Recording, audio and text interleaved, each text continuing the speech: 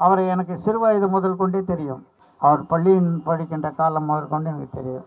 நாங்கள் சட்டக்கல்லூரியில் படிக்கும்போதே அவரோடு கூட நான் தொடர்பில் இருந்தவன். எப்பொழுதுமே என் மீது பாசமாக இருப்பார். கடைசியாக திருவள்ளூரிலே ராஜேந்திரன் என்கின்ற ஒரு வழக்கறிஞர் மரணத்தின் போது எந்த அவருடைய சகோதரர்களோ நண்பர்களோ அல்லது உறவினர்களோ மரித்து போனால் கடைசி வரை இருந்து அந்த காரியத்தை செய்து முடித்து விட்டு தான் வருவார், தன் சொந்த செலவில். அப்படி அவர் திருவள்ளூர் வந்திருந்த போது அவரிடத்தில் நான் சொன்னேன், தலைவரே,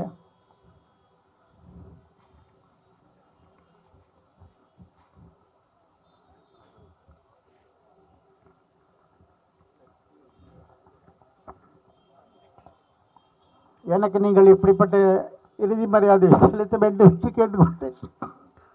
ஆனால் அவருக்கு செய்ய வேண்டிய நேரம் இன்றைக்கு வந்து விட்டது. இதை திட்டமிட்டது இவர்கள் யார் என்று நமக்கு எல்லோருக்குமே தெரியும். அவரை அழிக்க நினைப்பவர்கள் யார் என்று நமக்கு எல்லாருக்குமே தெரியும். தலைவர் அவர்களை கமிஷனர் சொல்லுகிறார், அவர் மீது 4 குற்ற வழக்குகள் இருந்தது, ஆனால் அதையெல்லாம் அவர் ஜெயித்து விட்டார். குண்டர் தடுப்பு சட்டம் இருந்தது, அதையும் அவர் தடுத்து விட்டார் என்று சொல்லுகிறார்கள். நடந்த குற்றத்திற்கு என்ன பதில் என்பது சொல்வதற்கு பதிலாக மரித்து போனவரை குற்றவாளியாக காட்டுகின்ற வேலையில் கமிஷனர் ஈடுபட்டிருக்கிறார் என்று சொன்னால் அவர் யார் பக்கம் நிற்கிறார் என்பதை நீங்கள் புரிந்து கொள்ள வேண்டும். இந்த சென்னையிலே 200 வார்டுகளில் கொரோனா காலத்தில், புயல் வீசிய காலத்தில், பெருமழை அடித்த காலத்தில் இந்த நகரத்தை தூய்மைப்படுத்தியவர்கள் தூய்மை பணியாளர். நரேந்திர மோடி அவருடைய காலை கழுவினார். ஆட்சியாளர்கள் எல்லாம் ஆகாயத்திலிருந்து அவர்கள் மீது மலர் தூவினார்கள். ஆனால் கொரோனா முடிந்த பிறகு மிதித்தார்கள், வெளியேற்றினார்கள். அவர்களுக்காக போராடுபவர்களை, அவர்களுக்காக குரல் கொடுப்பவர்களை அவர்கள் பயங்கரவாதிகள் என்று சொன்னார்கள். பண மூட்டைகளுக்கு சொந்தக்காரர்கள் என்று சொன்னார்கள், ரவுடிகள் என்று சொன்னார்கள். யார் அந்த ஏழை எளிய மக்களுக்கு ஆதரவாக நின்றோமோ அவர்களே அப்படி சொன்னார்கள். அந்த நேரத்திலே ஆம்சாங் அவர்களை சந்தித்தோம். நீங்கள் இந்த கோரிக்கையின் பக்கம், இந்த எளிய மக்களின் பக்கம் நிற்பதாக செய்தி போனாலே ஆதிக்க கூட்டங்கள் எல்லாம் அடங்கி போவார்கள். வாளை கொஞ்சம் அப்படியே உள்ளே சொருகிக் கொள்வார்கள் என்று சொன்னோம். அவரும் எங்கள் கோரிக்கையை ஏற்றுக்கொண்டார், வந்தார், பேசினார். இயக்கத்தோடு, போராட்டங்களோடு, எளிய மக்களோடு நிற்பேன் என்று சொன்னார். அதனுடைய விளைவு 7800 பேர் தூய்மை பணியாளர்கள். பெருநகர சென்னை மாநகராட்சி ஆம்சாங் அவர்களுடைய ஒத்துழைப்பால் 48 கோடி ரூபாயை அவர்களுக்கு எண்ணி வைக்க வேண்டிய தேவை வந்தது. அப்போதே சொன்னார், அந்த எளிய மக்களோடு, தூய்மை பணியாளரோடு மாநகராட்சியினுடைய கவுன்சிலராக இருந்தபோது எப்படி இருந்தார் என்று. ஆனால் இந்த நேரத்திலே வேறொரு செய்தியை நான் இங்கு பரிமாறிக்கொண்டு வருகிறேன். நீதிமன்றங்கள் அவருடைய அணுகுமுறை எப்படி இருக்கின்றன. இங்கே சென்னை உயர் நீதிமன்றத்தில் ஒரு நீதிபதி இருந்தார். அவருடைய பெயர் மகராஜன். ஒடுக்கப்பட்ட மக்கள், தலித் மக்கள், நம் மக்கள், விவசாய கூலிகள், அவர்களை குடிசையிலே விட்டு கொளுத்தி கொன்றான் கோபாலகிருஷ்ண நாடு என்ற கொடியவன். ஜாதி ஆதிக்க சக்தி. இந்த நீதிமன்றம் சொன்னது, அவர் கார் வைத்திருக்கிற மேட்டுக்குடி சீமான் சாதியால் பெரியவர், பணக்காரர், அவர் வந்து இந்த எளிய மக்களுடைய குடிசையை கொளுத்துவாரா என்று சொல்லி விடுதலை செய்தார்கள். வர்க்க எதிரியின் ரத்தத்தில் கையை நினைக்காதவன் கம்யூனிஸ்ட் அல்ல என்ற நக்சல்பாரி பாரம்பரியத்தில் வந்தவர்கள்தான், எங்களை போன்ற கம்யூனிஸ்ட் கட்சிகள் தான் அந்த கோபாலகிருஷ்ண நாயுடுவை பதிலுக்கு பதிலாக வெட்டி சாய்த்தார்கள் என்று காவல்துறை வழக்கு தொடுத்தது.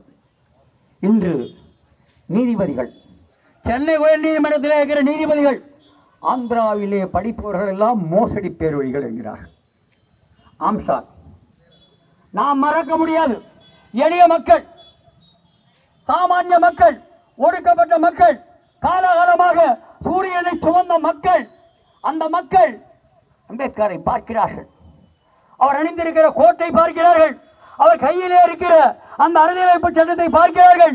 நான் வழக்கறிஞராக வேண்டும் என்று கனவு காண்கிறார்கள். அந்த எளிய மக்களுடைய கனவு, அந்த கனவு நனவாக ஆம்சாங் நின்றார். சென்னை தலைநகர் மண்டலம், இந்த தலைநகர் மண்டலம், இதை சுற்றி இருக்கிற பகுதிகள் எல்லாம் ஒரு கட்டத்தில் ஜாதி ஆதிக்கம் தலைவிரி தாடிய போது தலித் மக்கள் எழுவதற்கு ஆம்ஸ்ட்ராங் நின்றார், பூவை மூர்த்தி நின்றார், பலர் போராடினார்கள். அந்த போராட்டத்திலே ஆதிக்க சக்தியினுடைய கொடுவால் எம் மக்களுடைய தலையின் மீது இறங்கிய போது பாதுகாப்பு கேடயமாக தம்மை நிறுத்திக் கொண்டவர் ஆம்ஸ்ட்ராங். அப்படிப்பட்டவர்கள் ஒருபோதும் விழுவதில்லை, அவர்கள் விதைக்கப்படுகிறார்கள். அதனால் தமிழ்நாடு முழுவதும் மீண்டும் மீண்டும் ஜெய் பீம், ஜெய் பீம், ஜெய் பீம் என்ற முழக்கம் எதிரொலித்துக் கொண்டே இருக்கும் என்று இந்த நேரத்தில் சொல்லிக்கொள்ள கடமைப்பட்டிருக்கிறேன். இறுதியாக ஒரு செய்தியை மட்டும் சொல்ல விரும்புகிறேன். என்ன சொல்லுகிறார்கள்? யாரெல்லாம் மக்களுக்காக போராடுகிறோமோ நாங்கள் எல்லாம் நக்சல்பாரி பாரம்பரியத்தில் வந்தவர்கள். சுலபமாக சொல்லுகிறார்கள், பயங்கரவாதிகள், பயங்கரவாதிகள், மாவோயிஸ்டுகள், தீவிரவாதிகள். ஆகவே கைது செய், ப்ராசஸே பனிஷ்மெண்ட் ஆக்கு, பெயில் தராது, யுஏபிஏ சட்டம் போடு, வெளியேற்று. இன்னொரு பக்கம் என்ன செய்கிறார்கள்? சிந்தனை அளவில் சமூகத்துடைய சிவில் சமூகத்துடைய சிந்தனை அளவிலே நம்மை ரவுடிகளாக சித்தரிக்கிறார்கள், நம்மை கயவர்களாக மோசடி பேர் வழிகளாக சித்தரிக்கிறார்கள். இந்த கதையாடலுக்கெல்லாம் முற்றுப்புள்ளி வைப்போம் என்று இந்த நேரத்திலே நாம் சொல்லிக்கொள்ள வேண்டிய அவசியம் இருக்கிறது. ஆம்ஸ்ட்ராங் நம் மக்களுடைய சென்னை, செங்கல்பட்டு, காஞ்சிபுரம், திருவள்ளூர் இந்த சுற்று வட்டாரம் முழுவதும் இருக்கிற எளிய மக்கள், ஒடுக்கப்பட்ட மக்கள், அந்த மக்களுடைய பாதுகாவலர். நிச்சயமாக எங்கெல்லாம் ஒடுக்குமுறை இருக்குமோ அங்கெல்லாம் எதிர்ப்பும் இருக்கும் என்று மாவோ சொன்னார். தமிழ்நாடு முழுவதும், இந்தியா முழுவதும் ஜாதி ஆதிக்கம், பலவிதமான அடக்குமுறை, ஒடுக்குமுறை, சுரண்டல் அவை இருக்கிற வரை மக்கள் எழுந்து நின்று கொண்டே இருப்பார்கள். ஆம்ஸ்ட்ராங்கினுடைய வாரிசுகள், ஆம்ஸ்ட்ராங்கினுடைய வழித்தோன்றர்கள் பிறந்து கொண்டே இருப்பார்கள் என்று இந்த நேரத்திலே சொல்லிக்கொண்டு ஜெய் பீம் என்று துவங்கிய நான் புரட்சி நூலூழி வாழ்க என்ற முழக்கத்தோடு என் உரையை முடித்துக் கொள்கிறேன். வழக்கறிஞர் ஆம்ஸ்ட்ராங் அவர்கள் மீது ஒரு தவறான கருத்தை பரப்பி வருகிறார்கள்.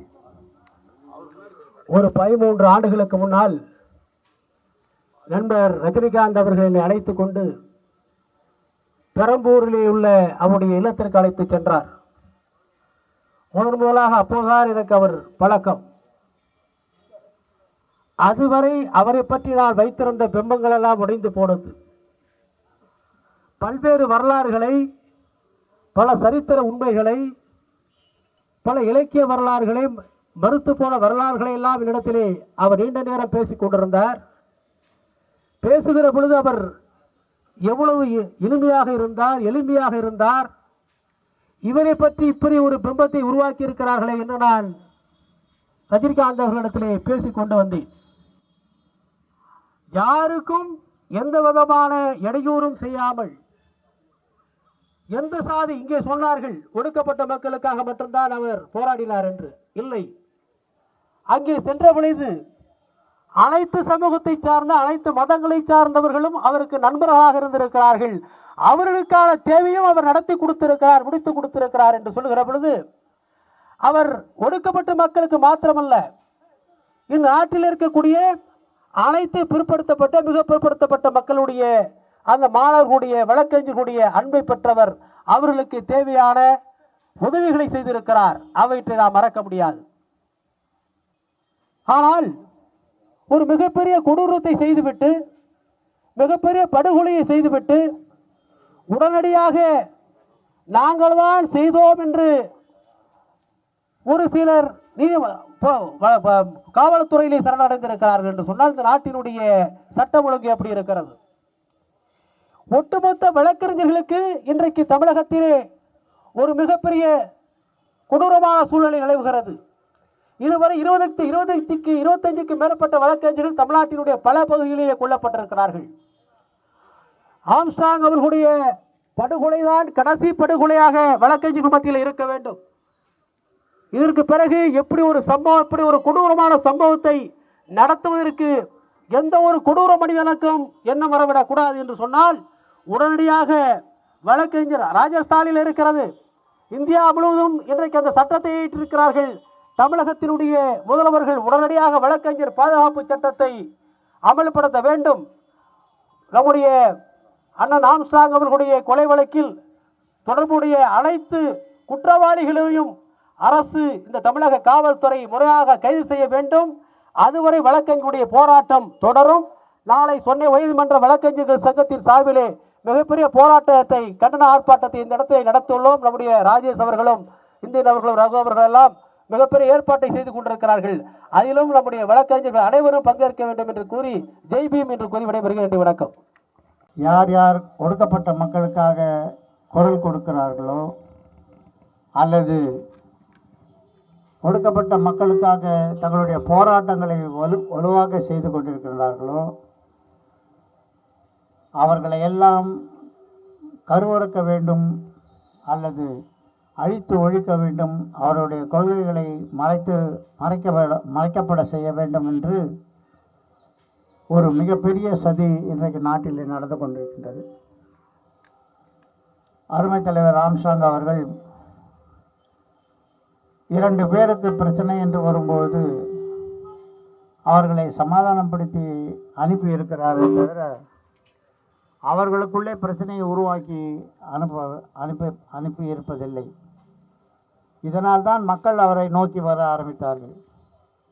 நமது தலைவரிடம் போனால் நமக்கு ஒரு விடிவு கிடைக்கும், ஒரு சமாதானம் கிடைக்கும் அல்லது பாதுகாப்பு கிடைக்கும் என்று ஒரு தலைவனை நோக்கி மக்கள் அணி அணியாய் திரண்டு வந்தார்கள். அப்படி வரும்போது அவர்களுக்கு உண்டான அந்த தீர்வு கிடைத்தது. ஒரு தீர்வுக்காக நீங்கள் நீதிமன்றம் செல்ல வேண்டும் என்றால் குறைந்தபட்சம் உங்களுக்கு 10 வருடங்களாவது நீங்கள் காத்திருக்க வேண்டும்.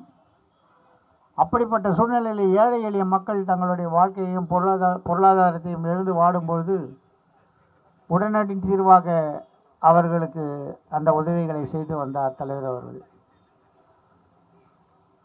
அவரை எனக்கு சிறு வயது முதல் கொண்டே தெரியும். அவர் பள்ளியின் படிக்கின்ற காலம் முதல் கொண்டு எனக்கு தெரியும். நாங்கள் சட்டக்கல்லூரியில் படிக்கும்போதே அவரோடு கூட நான் தொடர்பில் இருந்தவன். எப்பொழுதுமே என் மீது பாசமாக இருப்பார். கடைசியாக திருவள்ளூரிலே ராஜேந்திரன் என்கின்ற ஒரு வழக்கறிஞர் மரணத்தின் போது எந்த அவருடைய சகோதரர்களோ நண்பர்களோ அல்லது உறவினர்களோ மரித்து போனால் கடைசி வரை இருந்து அந்த காரியத்தை செய்து முடித்து விட்டு தான் வருவார், தன் சொந்த செலவில். அப்படி அவர் திருவள்ளூர் வந்திருந்த போது அவரிடத்தில் நான் சொன்னேன், தலைவரே,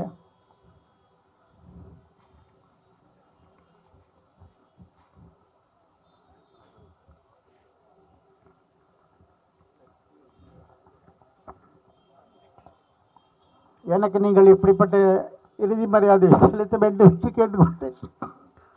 ஆனால் அவருக்கு செய்ய வேண்டிய நேரம் இன்றைக்கு வந்து விட்டது.